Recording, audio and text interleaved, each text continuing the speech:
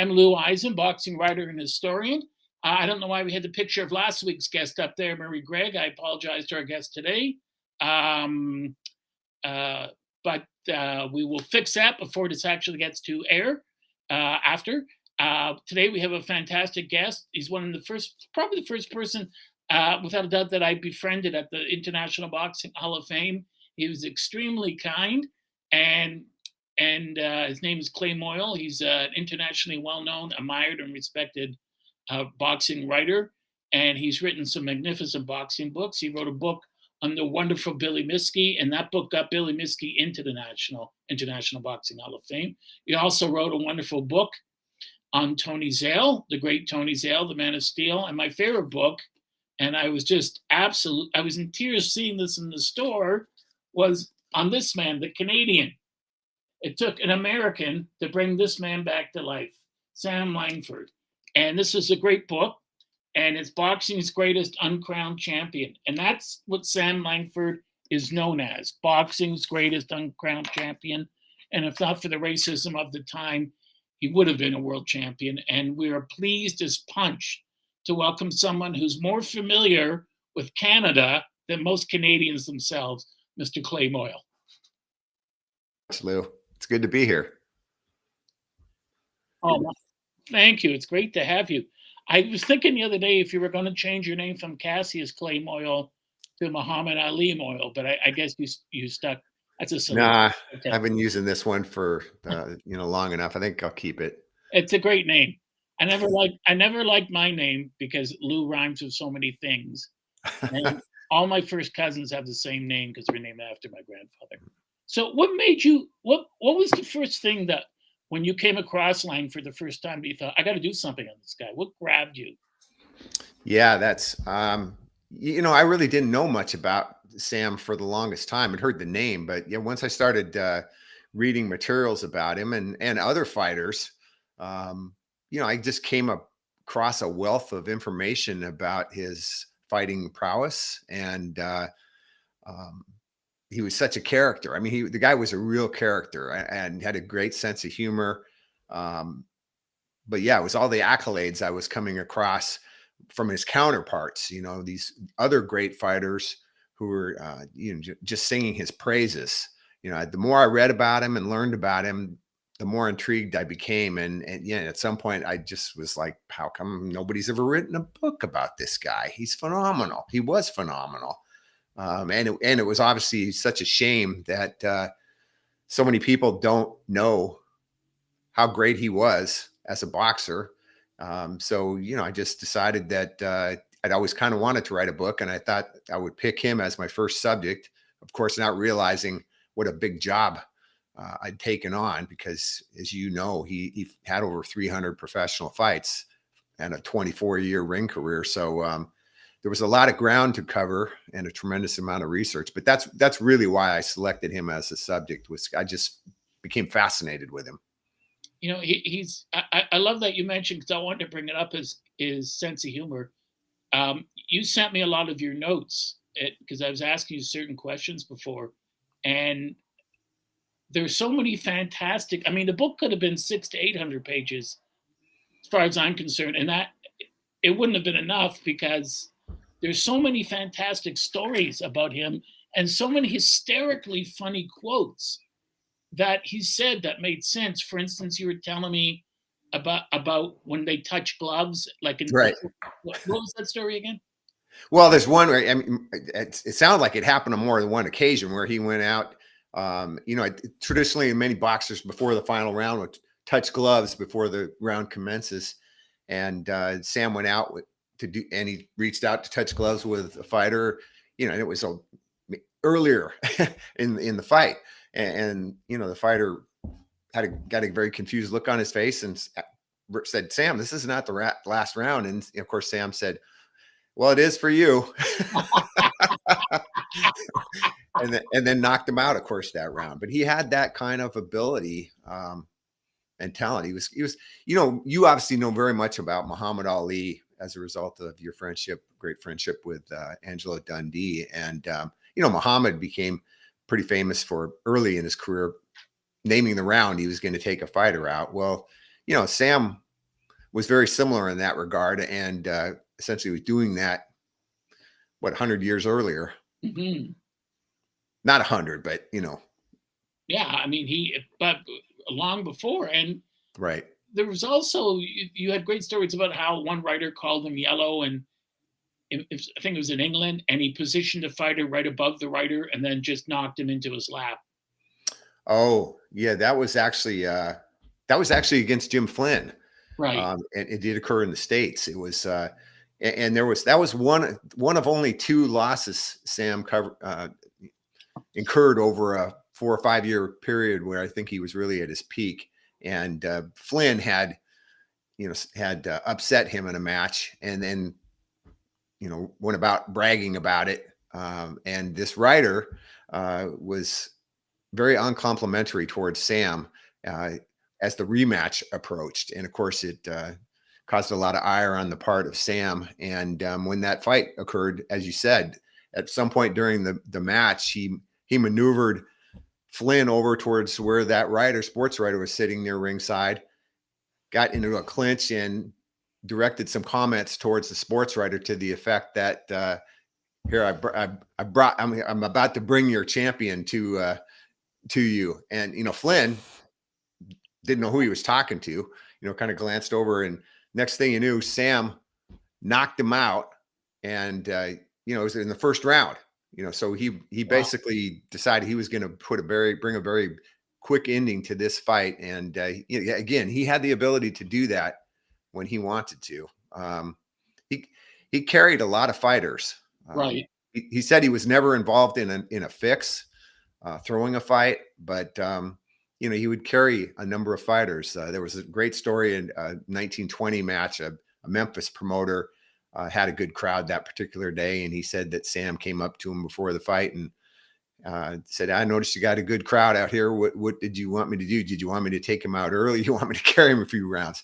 That particular promoter, wasn't in the business of operating that way, and said, "Sam, you just fight the way you normally fight." But honestly, that was how he fought in many cases. He was Yeah.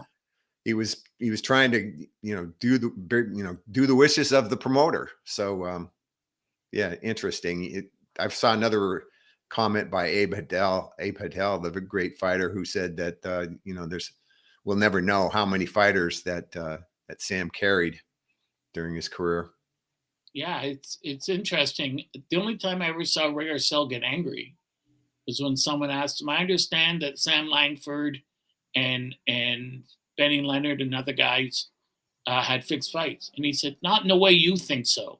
Right. No one was, like, as you just said, no one was planned to lose. But he said Sam Langford's skill was so supreme, even if a gun to their head, guys just wouldn't get in the ring with him.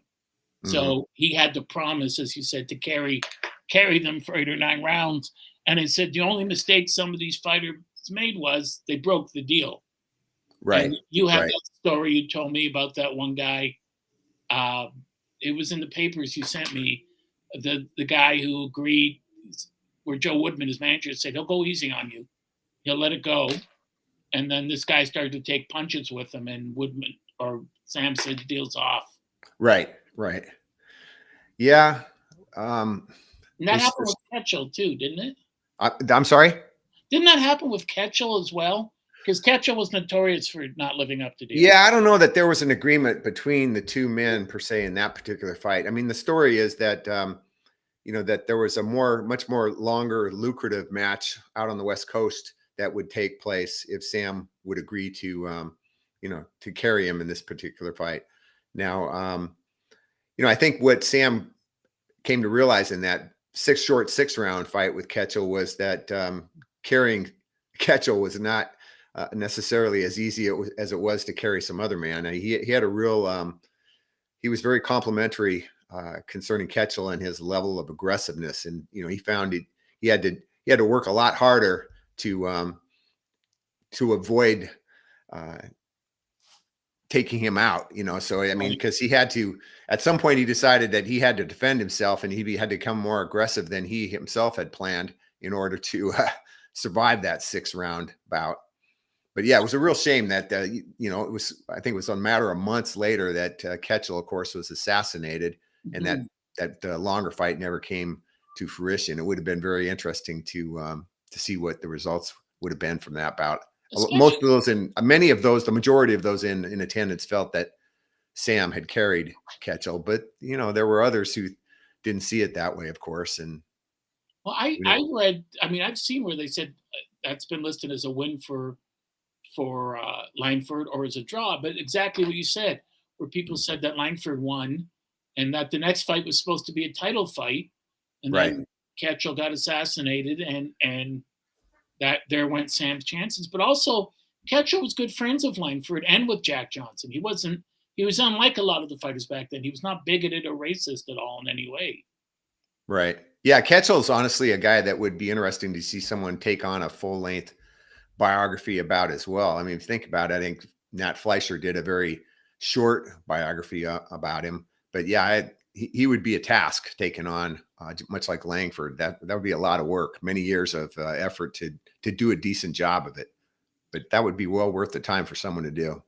Yeah, it's interesting when I would read about Ketchel that he would go to whorehouses with Jack Johnson, and he was good friends with Sam, and it's fascinating that although there were a lot of racist fighters back then, you get guys like Terry McGovern, who was actually good friends of George Dixon and Joe Gans and other black fighters. There were exceptions to the rule back then. Right? Yeah, there definitely were.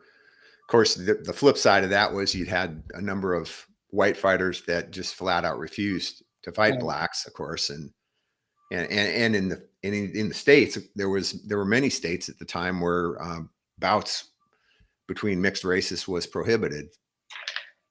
Right, and it just kills me that I remember at the Hall of Fame years ago when we were there that I was sitting in on a seminar, and I said, how can anyone accept John L. Sullivan as the first gloved heavyweight champ?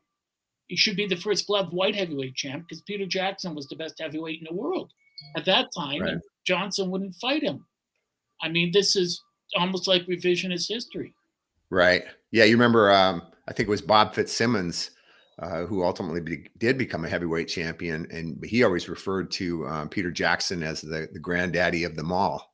Right, right, and we know Sullivan wouldn't fight the Canadian George Godfrey, and he wouldn't fight Jackson.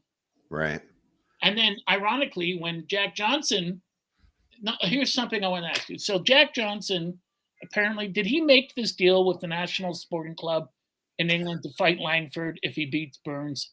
Yeah, I believe he did. I mean, the story is that Jack Johnson, of course, was chasing Tommy Burns all around the world in an effort to try to get a fight with him for the title. And when Burns moved on from England to Australia, Johnson was getting short on cash supposedly, and the National Sporting Club stepped in and made an agreement with him. They would fund his travel to Australia in exchange for this agreement that should he win the title, he returned to England for a first title offense against Sam Langford, who they already knew very well because Sam had been there a year prior and had 4 matches over there, and they were very impressed with Sam Langford. So they wanted to have the 2-man fight before their club in England. And yeah, there was a signed agreement. And after Johnson won the title, he reneged on the deal, and he felt like the money wasn't sufficient, refused to honor it. And he claimed that it was his manager that had signed the agreement. The National Sporting Club then produced the agreement with Johnson's signature, but it no matter. Johnson, of course, moved back to the United States in pursuit of more lucrative opportunities. And then as a result, the National Sporting Club invited Sam to come over and instead fight for what they termed the world heavyweight title in England against their champion, Iron Hag. And Sam, of course, defeated him in the 4th round, knocked him out. And they in fact proclaimed Sam as the heavyweight champion of the world at the time. But yeah, long story short, I believe that Johnson signed that agreement to fight him and reneged on it.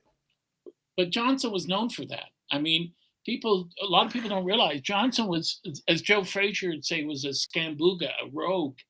Because he skipped out on hotel bills. He would get money for a vaudeville tour and do 3 nights and then leave. And from when I read about him in the book, Unforgivable Blackness, they said that he was his own worst enemy. I mean, people didn't want to help him. People were saying to Johnson, "Yeah, I would have helped you with that, but I signed you for 30 grand and you did 4 shows and left, and you never Right. repaid me the extra money. So why would I help you?"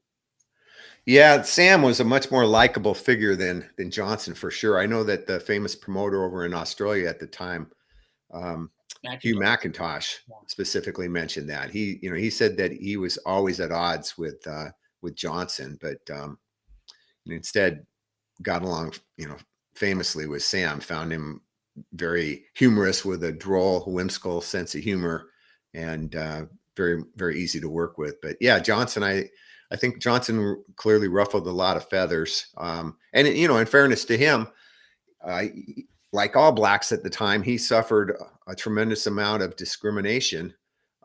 So I think he carried a big chip on his shoulder as a result of that. And Yeah, and you can't blame him for that because no, that went up right. You look at a guy like Sonny Liston, who the mobster Mo Dalitz used the N word with him every time he spoke to him. And when Liston wanted to hurt him, he just said, "I'm a mobster. You hurt me, I'd kill you and your wife. Nothing you can do about it." And just right. it's heartbreaking when you see how Johnson and Langford and Gans and Dixon and all the great African American, African great Canadian, and African Australian fighters and British fighters were treated like dirt. It's unconscionable. It's evil. Right. you know. So that's just the wind opening my door. So it's unbelievable that, and still, what upsets me, Clay, is that there are people here on this planet today that'll say, "Well, that's the way it was back then." Doesn't make it acceptable. No, absolutely not. No, Racism is it's wrong. terrible. Yeah, it's just terrible. And one of the stories I love that you had about uh, Sam Langford. I mean, there were so many, you know, uh, in the book, but it was great the way you spoke about his family, about his and the wonderful pictures of his extended family and his daughter. And in fact, you also mentioned that probably most people didn't realize and still don't that Jack Johnson drew the color line against Langford because he beat him the first time, but he could see how good he was going to become. Yeah, he absolutely did draw the color line when it came to Sam and many of the other leading black contenders like Joe Jeanette and Sam McVeigh. He defeated all three of these fellows before, but clearly for a number of years they were the leading contenders for his title and didn't receive a shot. I think Sam more so than any of the others was robbed of that opportunity. I was looking through the notes in preparation for this as a reminder to myself of this call again, and I just was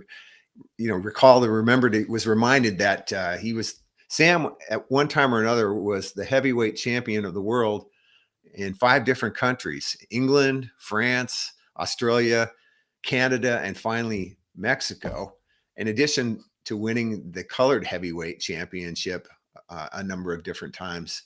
I think, the bottom line, Lewis, I was looking at notes and I was reminded that, the Australian promoter McIntosh tried very hard to get Johnson to come over and fight Sam. And, he said that finally at one point, Johnson just said to him, "Hey, you give it up. We're never going to fight." He is, probably, just the most dangerous. He's got a chance to win against any heavyweight in the world. Basically there's too many other easy money white men for me to fight than risk the title against him. Right. And that's the way You know, boxing is. yeah. And he said the same thing to Duke Mullins, who was the trainer over in Australia, who trained both himself for his fight with Burns and then later trained Sam when he was over there for a year and a half. He Right. said that anytime that Sam's name would come up, Johnson very quickly tried to change the subject and, said the same thing to Mullins. Basically, he's got a chance to win against anybody, and he didn't exclude himself. Not to say that Johnson might not have beaten him anyway, because he was a very skilled and bigger defensive fighter. I think he would have fought a very cautious fight against Sam, tried to avoid taking a big blow, but he knew Sam was the most dangerous fighter out there for him during that period of time. Didn't want to mess with him. Right. And I in your book, you're mentioning how often, like Joe Woodman, Langford's manager, who really loved him, often the story of the fight was dependent on which manager got to the telephone quickest to call the newspaper. And Woodman said years later that, in fact, Sam was really beaten Right. up by Johnson, although he put out an alternative story. Yeah, the only time they fought obviously was in April of 1906, and Sam, that was his second heavyweight fight in his career at that particular point in time, or third rather. I'm sorry, he had just defeated Joe Jeanette after they had fought twice. So yeah, Johnson, by all reports, won the fight easily, but he gained a healthy respect for Sam and his power. And in fact, in the 1940s, he referred to Sam as the toughest little son of a bitch that ever lived. So he didn't want to fight him again. I think that's the bottom line. I mean, and again, being a businessman, he was correct. I mean, he could make just as much money or more fighting easier white man than he could taking on Sam at that particular point in time. Right. Angelo Dundee used to tell me that the rule of thumb was always the least amount of risks for the most amount of money. Right. And doesn't make for great fights all the time. But Langford didn't like Johnson, did he? I mean, no, he didn't like him at all. I think he viewed him as just a braggart, and of course he was very angry at him for not giving him an opportunity. Right. There was a great story about there was a benefit that took place shortly after the San Francisco earthquake, and Sam was asked to appear in this benefit to raise money for the San Franciscans, and according to this reports, he agreed, but on one condition. He wanted to be matched in this exhibition with Jack Johnson. Jack Johnson was appearing, of course, and in that, I guess Johnson, when he was introduced, he was awarded with some kind of a watch, and he was very full of himself. Sam was just disgusted with him, and he just did not like his manners. And when that exhibition took place, this is Sam's report of the story, that what view of what took place. He said he walked up to Johnson and said this wasn't going to be any exhibition, and that they proceeded to brawl and knock down some background scenery, and he really played it up in terms of what took place. Now, I searched and searched to see if I could find any reports that would back that up, but I did not come across anything of that sort. So I don't know if anything to that degree took place. But yeah, clearly Sam didn't like the man, but he was complimentary in terms of his skills later on. Right. He had a respect for Johnson's ability as a fighter. Yeah, that came out. I don't like him personally, but he could really fight. Right. And this shows you that you were talking about a potential fight between them. I mean, Angela always said to me, "There's no ifs in boxing. Don't go on these Facebook pages. What happens if Jack Johnson faces Joe Frazier?" He said, "It's a stupid question. Right. Two different eras, two kinds of fighting, and there's no answer. You can only go by if they actually fought." So yeah. And I was thinking about that today, Lou. Like you say, you go on the internet, you see all these debates between these so-called historians and other fans about what would happen if these certain fighters fought one another. I've always put much more weight on the opinion of men who fought in the ring against these men at that particular point in time. Like, Joe Jeanette, for example. Joe Jeanette fought both Sam and Jack Johnson. He fought Jack Johnson on more than one occasion prior to Johnson becoming the champion. And, Jeanette felt that once Sam got a little more ring experience and gained some weight, that he felt that Sam would have defeated Johnson anytime that Johnson gave him a fight, gave him an opportunity. That's. Yeah, you have to trust what he says. Yeah, absolutely. Right. Yeah, and Gunboat Smith fought both men. He fought Jack Johnson. He sparred with him, and he fought Sam twice. He felt that Sam would defeat him as well. And he also said, you know, I think he said that Gunboat Smith fought both Dempsey and Jack Johnson in addition to Sam. And he said that Sam was the harder hitter of the three by far. He said basically that Sam ruined him the last time that the two fought. Sam ruined a lot of guys. Yeah, I think he did. You know, a lot of guys were never the same in or out of the ring after they fought Sam. It's interesting you say that because I use your name online a lot when people bring Langford up, and I always say you should read Clay's book. But I also say if that's not in Clay's book, then I don't buy it. You know, if Clay didn't say that, then you can't tell me that, you know, he fought this guy or that guy if there's no record of it. If Clay doesn't have it, it doesn't exist. So, yeah. Well, you know, Lou, you mentioned earlier about the book potentially being longer. There was a period that my first draft of that book was over 150,000 words. wow. And I ultimately edited it down to about 113,000 after I learned from different publishers that they considered the sweet spot between 80,000 to 110,000. Right. You know, there's so many more books that about boxers that we see today that are self-published or through smaller publishers that are 500 or 600 or more pages. You couldn't get away with that back in the day when you could only get a book published by a mainstream publisher. No one was going to publish something that long. Well, you know, when I sent my book, I had problems with Amazon. So Colleen Acock, who we both know, send it to my friend at Harlan, and he said, I like it. And I said, thank you. But he said, you've written like 4 books. He said, it's 223,000 pages. He said, he's very polite. He said, with all due respect and politeness, are you out of your mind? He said, 100,000 is the most. And he said, I like what you've written, but he said, in your pages, you'll mention, for instance, the Wolgast Rivers fight, and you mention how Jack Welch cheated. And I'll say, right. He said, but you mention it 9 times. It isn't necessary. You mention it once, that's it. Take the other 9 out. And I went, that's a good point. But he gave me such great direction that I knew what to look for when going through it and cutting off. Well, you know, Nat Fleischer was so prolific when it came to writing books. I mean, he knocked out so many of them. But what a lot of people don't know is that, you know, in early 1960s or mid 60s, there was an article in Sports Illustrated about all these unpublished manuscripts that he had in his vault in his office at Madison Square Garden. And he referred to those. And miraculously, I came to acquire those in around 2013. That's and there was like, for example, a work that was unpublished by him, the history of prize fighting in New York, and another one about Chicago.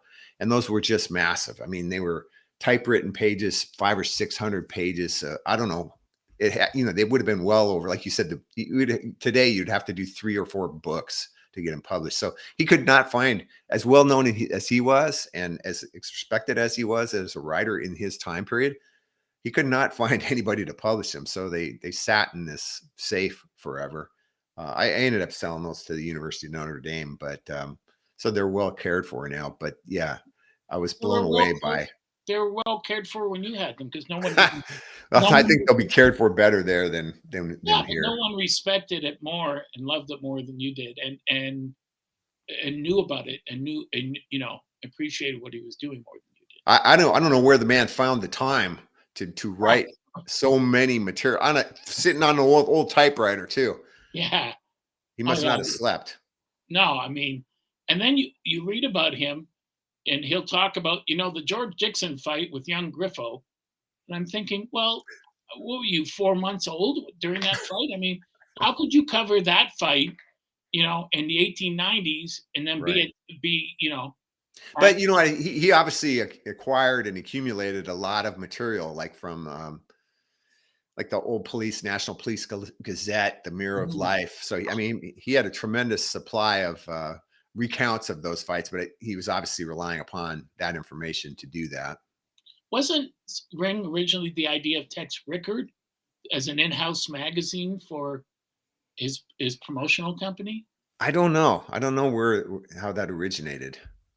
Of course, all I know is that the first issue was in February of 1922, of course. But Hmm. you think about that as well. Shoot, what is the spacing out here? The name of the periodical that began in 1910 in The Arena? England. The What Arena? is it? What, Was it the Arena? no, no. It's got boxing in the name of the title. Okay.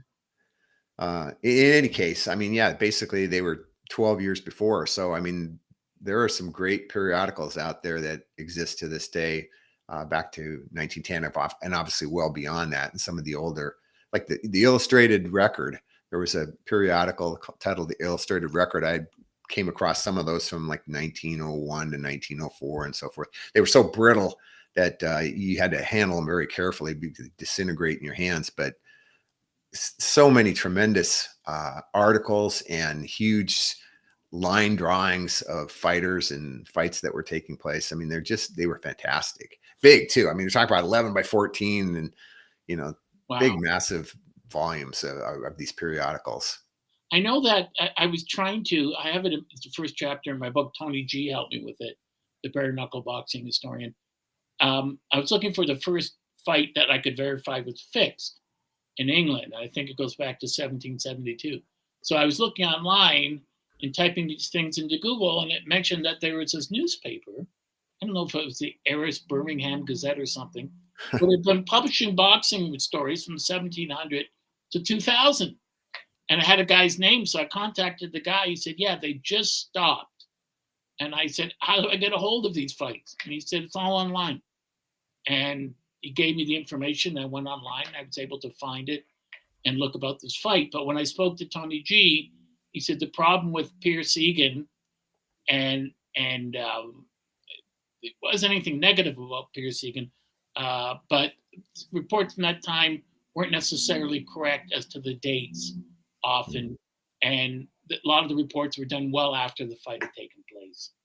So, You uh, know what? So I dug through a lot of microfilm, obviously, to do research for the Langford book and others. But one thing I did not uh, do was, and I would have liked to have gotten my hands on a lot more of the accounts in African American newspapers of that time. And I've never really come across many of those. I don't know how difficult that is. I assume it's probably pretty difficult. Maybe not so much in the last couple of years. I'd like to think that they're available now in microfilm or in mhm. some other manner, but I wonder how many of those have actually survived and exist. But I would love to read accounts of fights, like the Johnson Langford fight in 1906 in Boston. I dug up a number of local paper accounts of the fight, but I'm sure there were accounts in some black newspapers of the time too. But I wasn't able to find any of those. It would have been very interesting to read those. I know in reading recent baseball books, there are uh, quotes from black-owned newspapers from the 40s and 30s and 20s.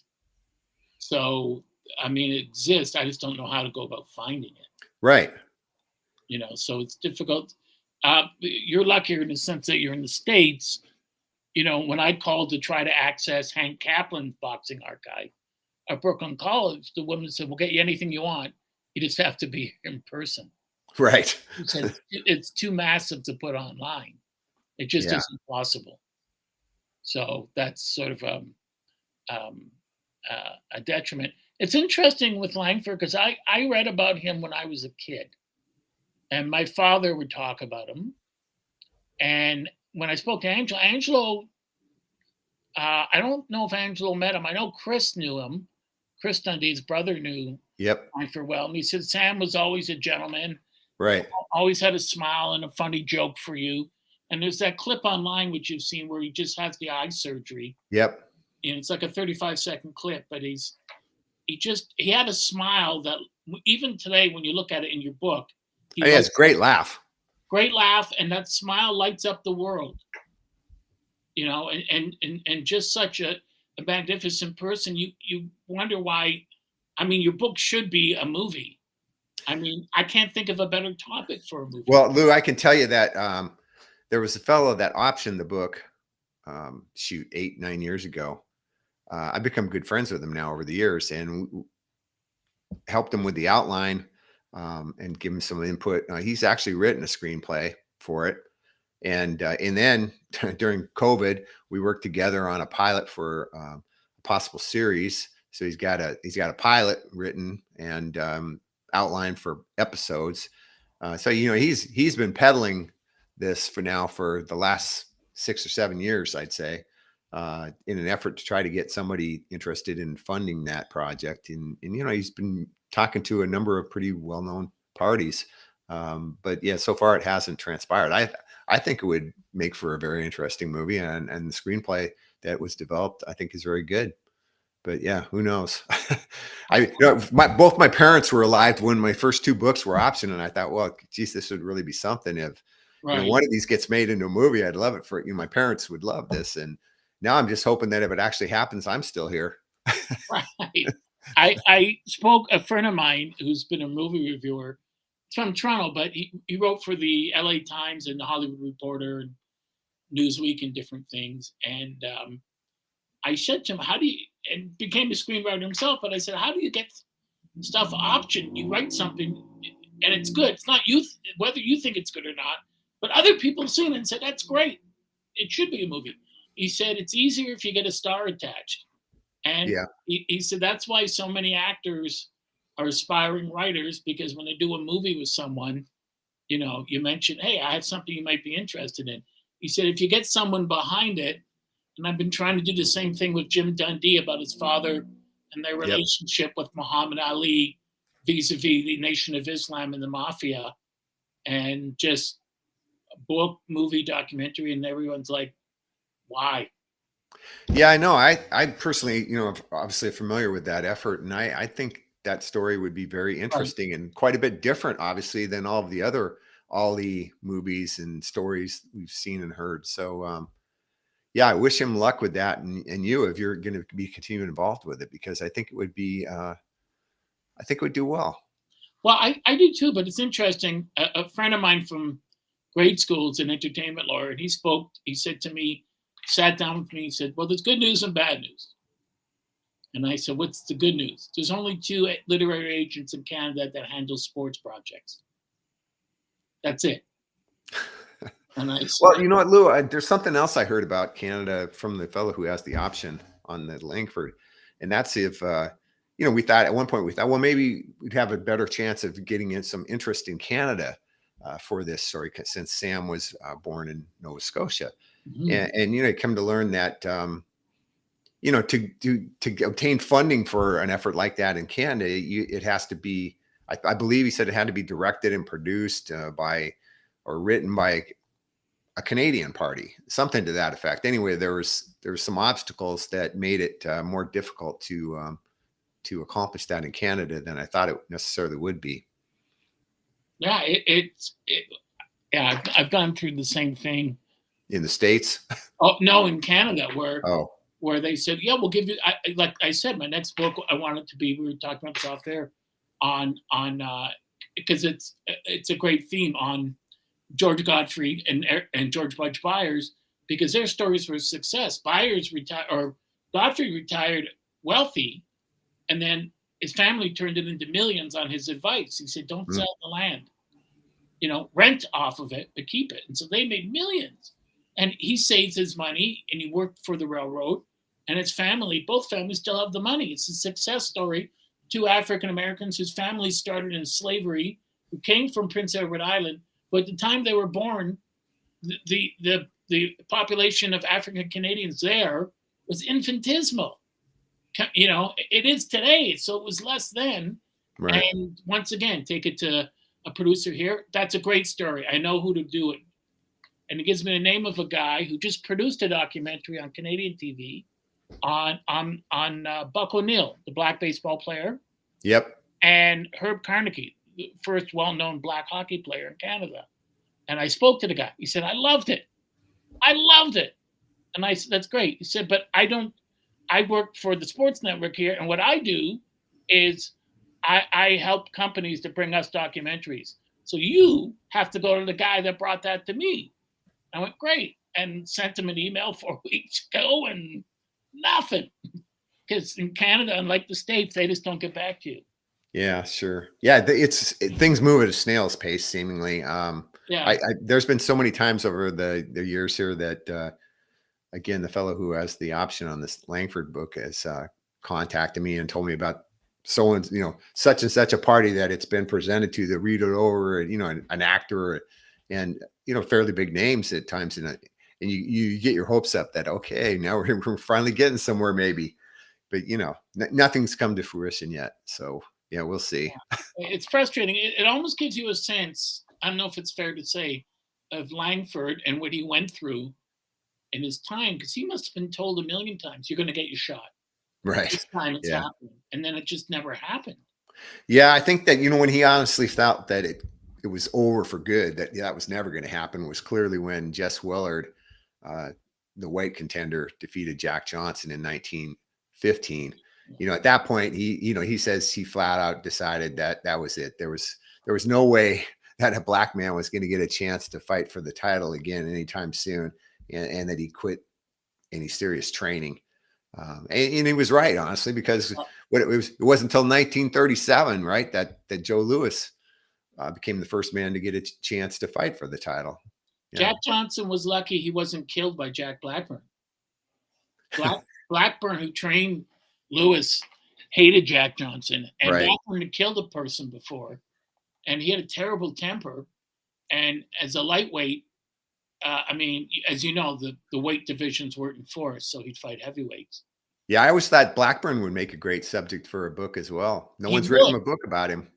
Yeah, that's right. And there's snippets of information about him, but he was the story about him was he was Jack Johnson called him. He was in prison in Philly, and he said, I need $3,000 to get out to pay the bail. And Blackburn paid it, and that was his payroll after 10, 12, 15 years of fighting. That was his savings. That's a lot of money back then. Yeah, and when Blackburn was in prison, 3-4 years later, he asked Johnson, and Johnson said no. He said, but I gave you my life savings. Well, you're an idiot then. I didn't force you to. I just asked you. Yeah. And Blackburn, the smoke was coming out of his ears.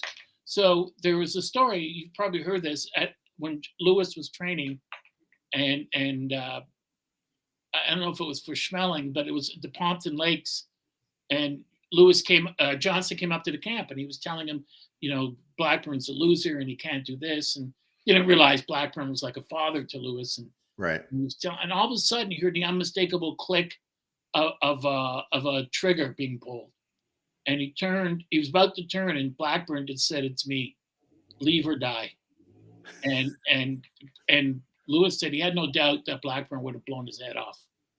Well, I've never heard that story, but of course, we know that Blackburn did go to prison for murder. He was certainly capable.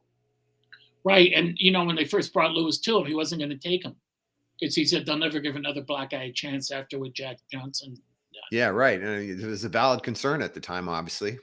Yeah. And he said to him, Blackburn said, I didn't really care about what he did sexually or with his wives.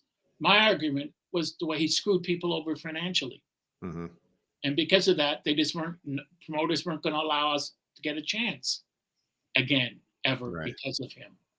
And so there was a lot of enmity amongst him. And I know Johnson got along with McVeigh. There's a story, I don't know if it's I think it's in your book, where Sam hands a key to Sam McVeigh, and it was for the ugliest fighter. What was that about? Yeah, I can't remember, I haven't gone back and revisited that for so long, but yeah, basically it was that there was a key that somebody passed started this tradition of passing the ugliest man that they'd met. And Sam got that key. And when he got to, I think it was France where he met McVeigh for the first time. And he turned to his friend and said, hey, where's that key? He's finally found some guy to gift pass it to. He thought he thought McVeigh was the ugliest man they'd ever seen. A lot of people said that about McVeigh. I don't think it was fair, but it's funny, No, yeah, you it know. was funny. And McVeigh was in the corner of Johnson when he fought Jeffries. Yeah, I think actually McVeigh and Johnson developed a friendlier relationship, obviously, than Johnson did with either Joe Jeanette or Sam Langford. Right. Uh, yeah, I don't know why, but those two seem to hit it off to some degree. What the interesting thing in reading about Sam is that he was trained by George Budge Byers, and Yeah, I almost brought that up when you raised the name of Byers. yeah, Yeah, Langford credits George Byers, who was, I believe, was the lightweight, with right, at one point Byers told him middleweight, middleweight. he needed to he needed to learn how to hit, with power. And Byers, he credits Byers with teaching him how to set on his punches and get his body into it. And so, yeah, I guess it sounds like. And Gans, when he fought Gans and defeated him in a big surprise in 1903, Gans met with Sam and showed him a few things as well. But I think more than anybody, he credits Byers with showing him how to hit with power. Well, the story I read was that they're at a bar after, and Gans was full of himself, and and uh, and Byers said, "Why are you so full of yourself?" And he said, "Well, I beat Joe Gans." He said, "You didn't really beat him." He said, "You won the fight because he fought a 20-round fight last week, right? and he's exhausted. If he'd been rested, you wouldn't have had a chance." Yeah, but I hit him, and I hit you. Did you know what you were doing in there?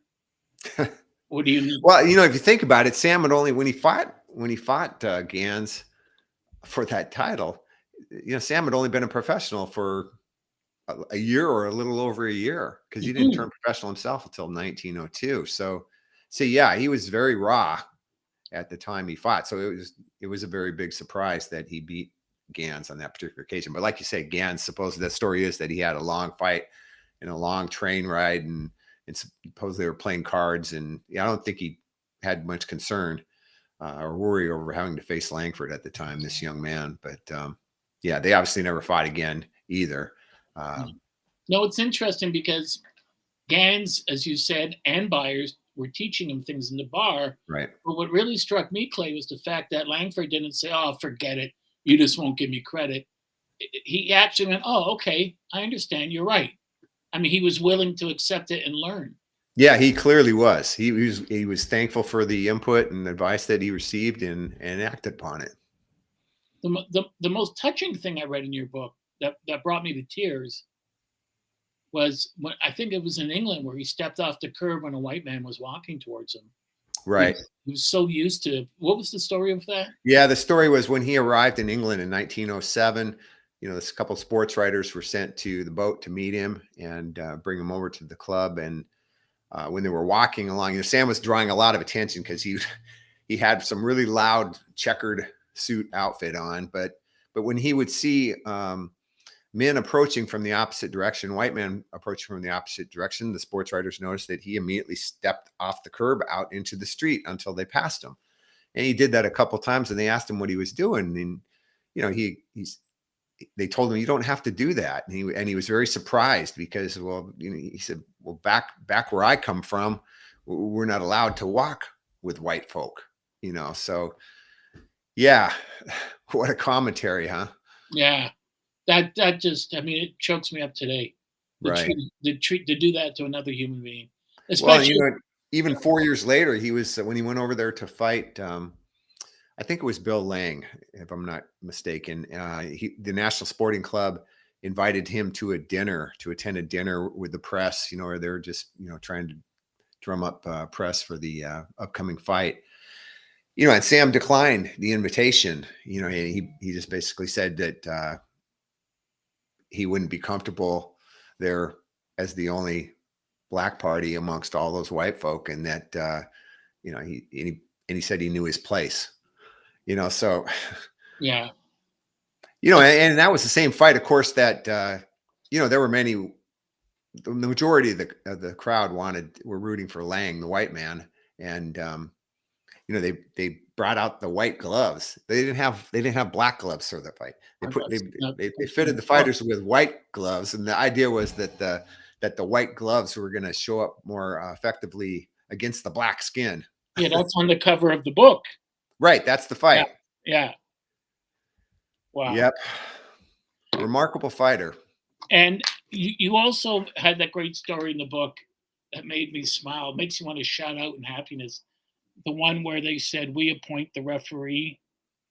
Oh yeah, when he first went to the National Sporting Club in 1907, they were talking about the fight, and they were going to need to select a referee, and Sam said, "Oh, I brought my own referee," and of course they were incredulous. What do you mean you brought your own referee? That's not allowed. And then Sam said, held his right fist and said, "Well, here it is, right here. This is my referee, the one that gives the right decision every time."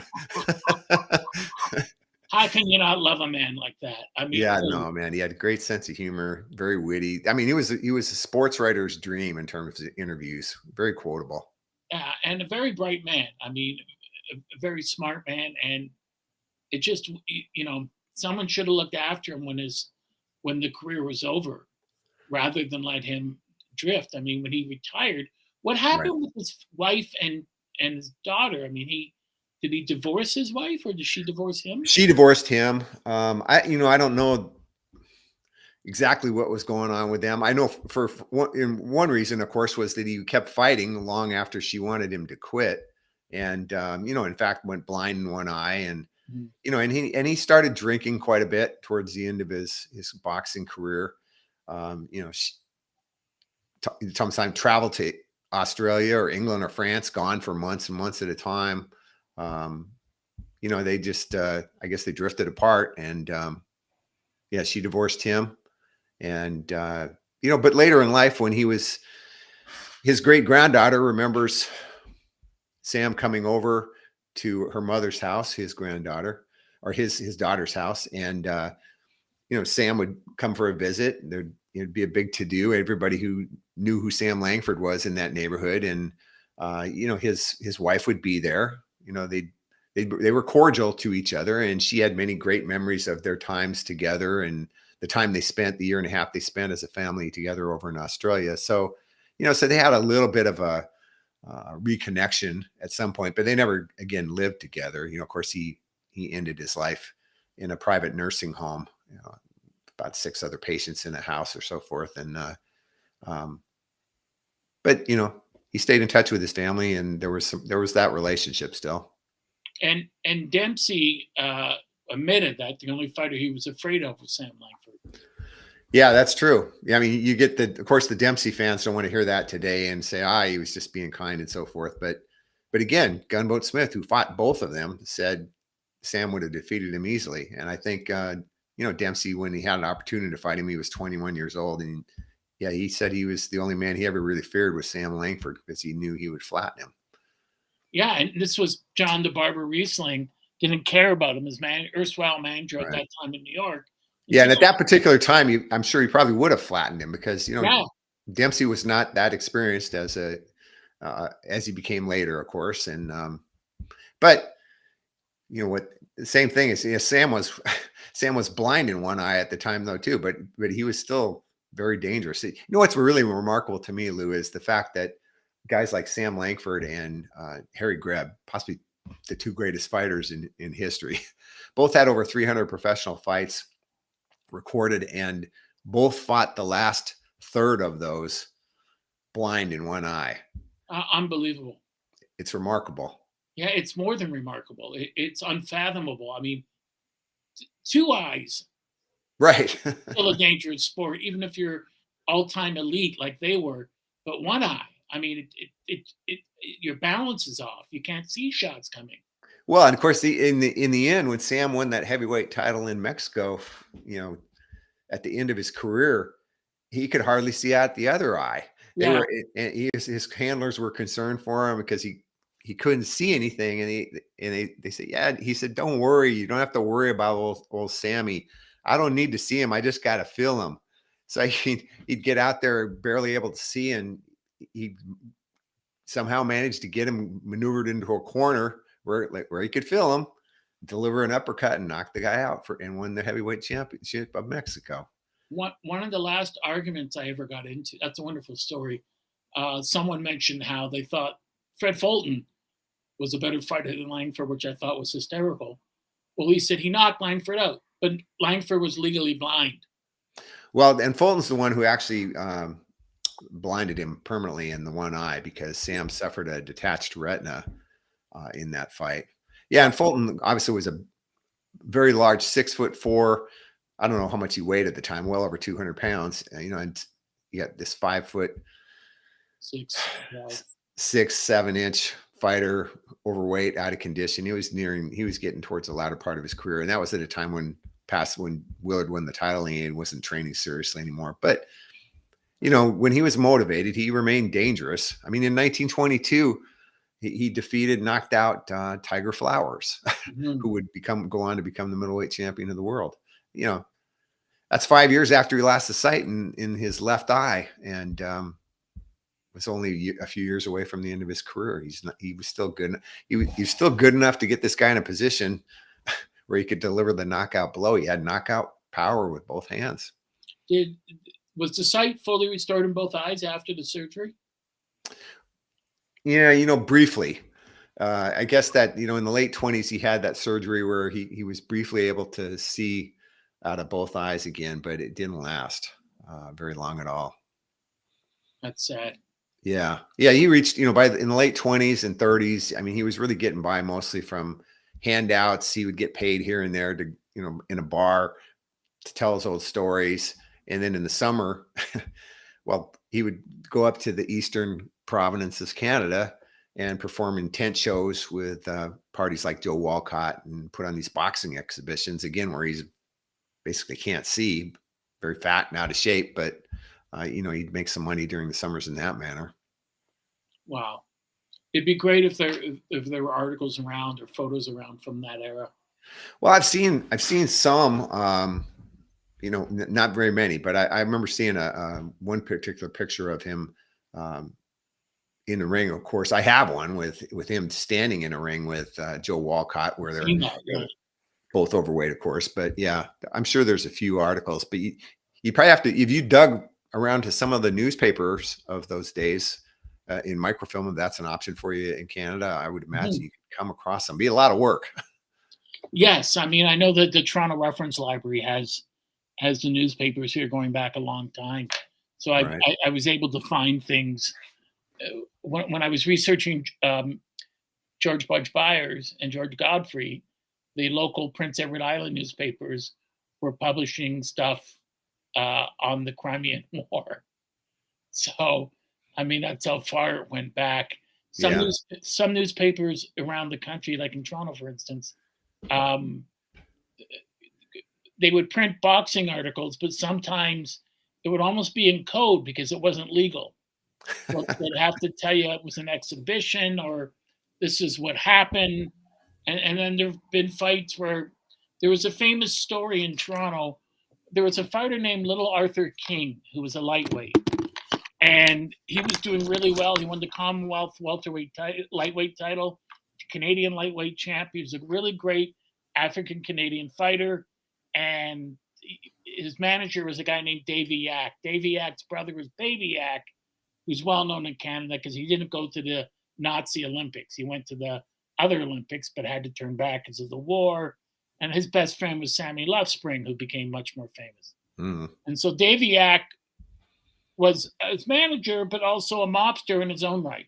So he went down to New York with Arthur King to get him some management so he could get a shot at Ike Williams. And the story he told was he's in the hotel, they're sharing a hotel room, him and Arthur in New York, and they're not there 5 minutes. And he's knocking on the door, he goes, just a sec, opens it, and he's greeted with a gun from Blinky Palermo. And Palermo looks at him and says, get out, the fighter belongs to us. And he turned to get his bags, and the guy, no, get out. Forget the bags. And Davy Yak at least said, if you think you're the first guy to point a gun at me today, you're sadly mistaken. And Palermo apparently said, either way, either get out or die. And so he left. And I got to meet Arthur King in the 80s briefly, and I asked him about working for Palermo. He said, I can't talk about it. Huh. And I said, really? I mean, it was that bad. He said, he said, if I'm not being polite, please tell me. And he was super polite. He said, what they did to me, if someone mentions it, I'll just go down there now and get a gun and kill them all. You know, they took everything from me. Yeah. And he was rated above Ike Williams by Ring Magazine. They wouldn't let him fight. And he said, of course, Ike was a good friend of mine. He ended up more broke than I did. And he got free because the promoter in Toronto, Frank Tunney, who was related to Gene Tunney, he paid Palermo $500,000 for the rights to release him, Arthur King, from his contract, allow him to come home to Toronto from New York. So what these guys went through, you know, through the mob, and in particular the black fighters went through, the amount of money the mob stole. It's like when people would say to Angelo, you know, was boxing better when the mob used to control it? And he would say, what do you mean used to? Yeah. He said they've never left. They're still around. But he said people think it was better for who? Not for Ike Williams, not for Sam Langford, not for Jack Johnson, Right. You know, not for hundreds of other black fighters who were the best athletes ever to have lived and ended up with no money at the end of their life. Yeah. But, you know, despite that, you know, from the end of the book, I mean, Langford, he was very positive. I mean, the guy, he ends up blind and penniless, basically living in a private nursing home. And, you know, his attitude was, he had a couple visitors and he would tell them that, hey, ain't nobody need to feel sorry for old Sam. I had over maybe 600 fights. Got to travel all over the world, see everything there is to see, eat everything there is to eat. He thought he had a great life.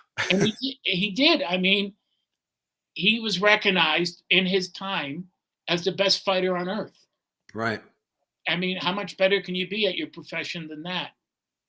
You know? I guess, you know, you can kind of equate it to Muhammad Ali, right? I mean, how he spent the last part of his life with his Parkinson's and the neurologic condition. And he was the most famous man on earth, basically. And still is. And Thomas Hauser but told me one time, he said, you know, for someone like Muhammad, who just barely passed high school in the 50s, what are his job opportunities? What are his chances? What are Langford's chances without boxing, given the vicious, vile racism of the time? You know, he wasn't allowed to go to school. And yeah, he understood that, I'm sure, just like Ali did. Yeah.